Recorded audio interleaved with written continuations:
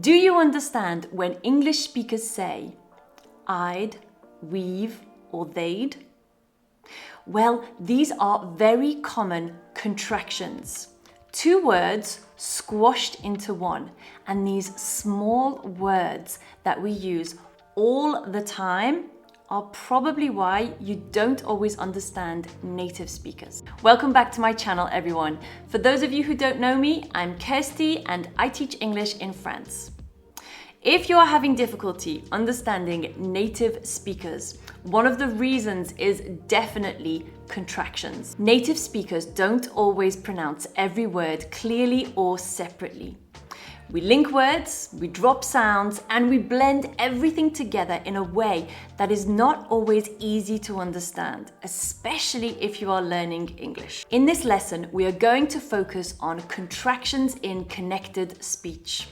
You will listen to contractions in action in a three-part story about two people who meet by chance on holiday. We'll also discover some new expressions along the way, so listen closely and let's get started. Unplanned. Lucas had been burnt out for months. His job in marketing had taken over his life. Early mornings, late nights, always on call.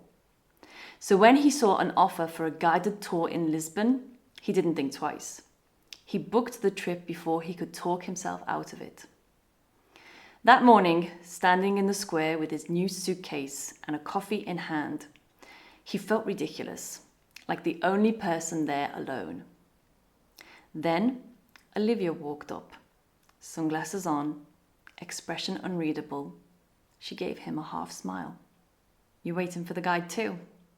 "Thought I might have missed them." "Same. I thought I'd be the only one." "Well, I would have missed it if the receptionist hadn't reminded me." As the group gathered and the tour began, they fell into step naturally. Olivia had a calm confidence. She didn't talk too much, but when she did, she said something worth hearing. She told Lucas she worked in publishing and had just left a long relationship. By the time they reached the first scenic viewpoint, they'd already swapped stories, restaurant recommendations, and Spotify playlists. Lucas thought, "I don't know if I need this, but maybe I do." Okay, let's break down some of the contractions that make this narrative natural. So, contractions are used in both written and spoken English. When a contraction is written in English, the letters that are omitted, that is, the letters that we take out, are replaced by an apostrophe, okay? I thought I'd be the only one. I'd is a contraction for I would. So the full sentence would be, I thought I would be the only one. But I apostrophe D is pronounced I'd. I would have missed it. Would have is a contraction for would have.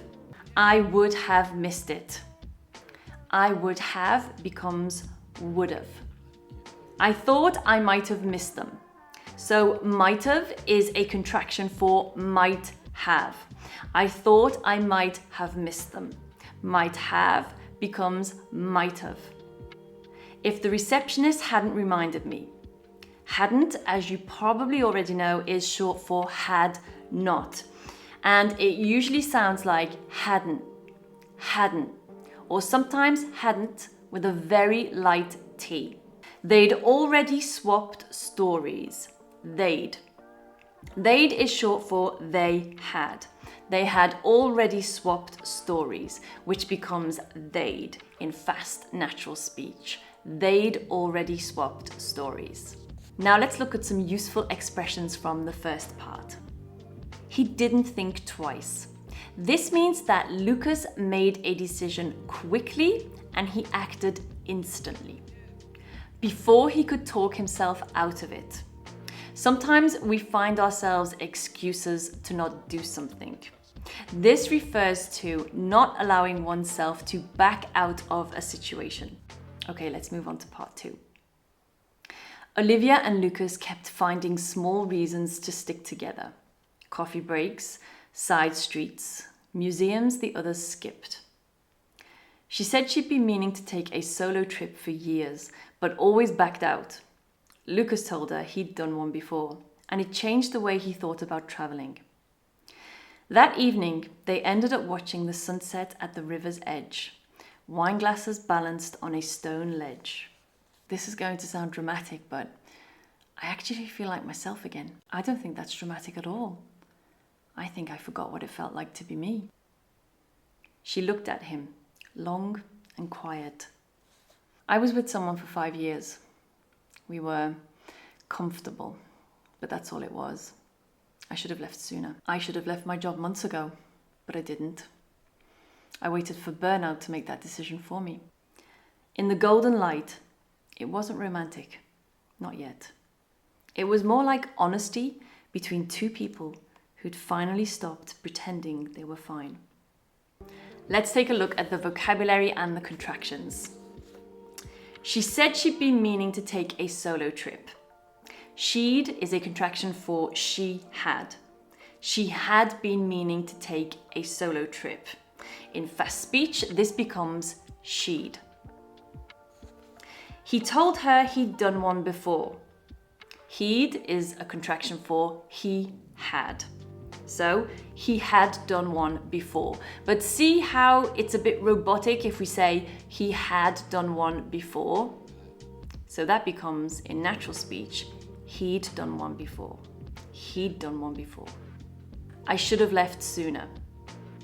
Should have is a contraction for should have. So I should have left sooner becomes I should have left sooner. Should have. Who'd finally stopped pretending. Who'd is a contraction for who had finally stopped pretending. In natural speech, we can easily say who'd finally stopped pretending. This is real English, how people actually speak when they don't slow down. Now let's look at two expressions before we move on to the final part of the story. Reasons to stick together. This refers to the little things that keep two people close, always backed out. In the story, this means that Olivia would make plans to do something and then give herself excuses to not do them. So she would always cancel or change her mind. Let's move on to part 3. On their last day, Olivia gave Lucas a small envelope. I wrote this last night. Don't open it here, okay? Just when you get home. He looked confused, but nodded. Later that night, he flew back to London. The city was colder and louder than he remembered. 2 days passed before he opened the letter. Lucas, I didn't want to end the trip pretending this was something casual. It wasn't, not for me. But I'm not in a place to start anything right now. What I didn't tell you is that I've just lost my father. I didn't come to Lisbon to meet someone. I came to grieve in a place where no one knew me. But you made me laugh again. You reminded me of who I am when I'm not heartbroken.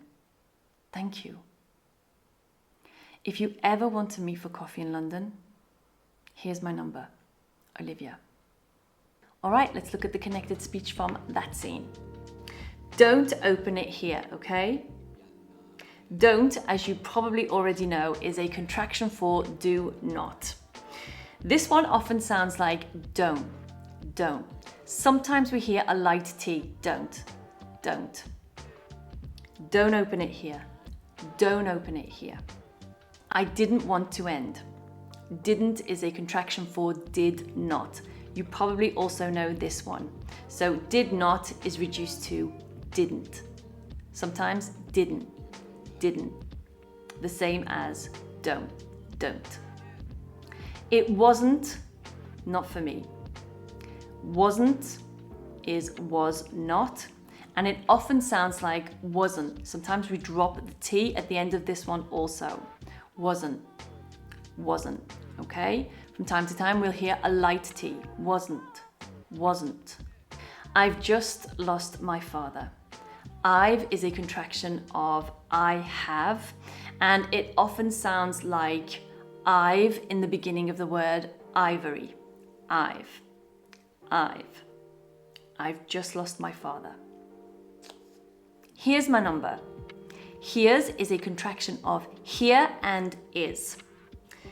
So this contracts in natural speech to here's, here's, here's my number. These are the kinds of contractions that are super common in natural English speech. The more you listen and practice, the more you'll start hearing them and using them without even thinking. So what did you think? Would you message Olivia back? Let me know below in the comments. Also, let me know if you understand contractions when you hear them in series and in movies, or if this is something that you would like me to expand on in a new video. If contractions are difficult for you, then make sure you go back and listen to the 3 parts of the story again. Turn off the subtitles and see if you can hear them. Then, when you identify them, try repeating them out loud. For me, shadowing is one of the best ways to improve fluency. If this video has helped, please give it a like, share it with a friend learning English, and don't forget to subscribe for more real English with me every week. If you would like to do some more learning with me today, then click on the next video, here or here. I'll see you there.